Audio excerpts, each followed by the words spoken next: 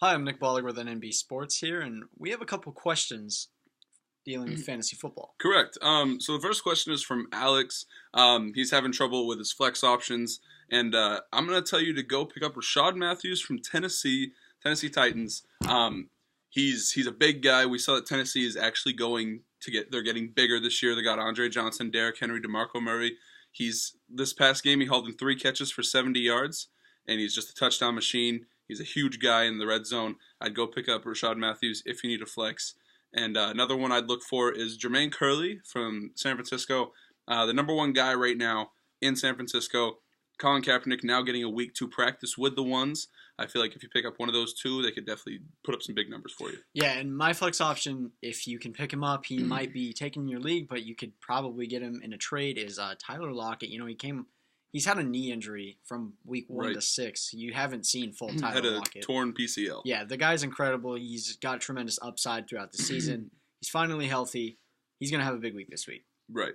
So our second question comes from Rob, looking for a quarterback. The one that I was thinking is you could pick up Kirk Cousins, who in the past 3 weeks on their 3-game win streak has had over 100 passer rating. You could pick up him, or you could go pick up Matthew Stafford.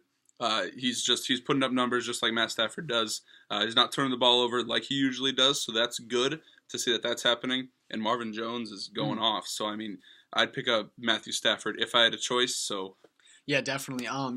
You look at that; those are the 2 best guys that are typically on the waiver wire in your leagues, and the ones he offered us. And our friend Rob has Big Ben. Right. So I'm definitely going to take Matthew Stafford. He's got a top 5 wide receiver on this roster. Golden Tate, Ebron, he's got some good targets. And Theo Reddick coming back. And he's just, he's a great guy for fantasy because he can just let the ball go. He just has and he doesn't second guess himself. He never second guesses himself. Great fantasy option.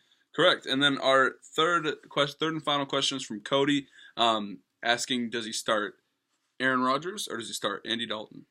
And this one is probably the more tough one that I was thinking. And me, the way Aaron Rodgers is playing, I'd start Andy Dalton. I feel like Andy Dalton's just been more productive than Aaron Rodgers has this year, and really anyone's been more productive than Aaron Rodgers has. So I'd start Andy Dalton. Actually, we just had a long debate on, do you sit a quarterback that's playing ineffective, and how do you handle that situation as a coach? And me personally, this week I'm going to start Andy Dalton, but give it a week or 2. Give it a little bit for Aaron Rodgers. Aaron Rodgers is going to pick up. You're going to see him start to connect with Jordy Moore, and he's going to be fine. Don't trade him away. Keep him. But if you have a solid backup quarterback, start the backup right now. Correct.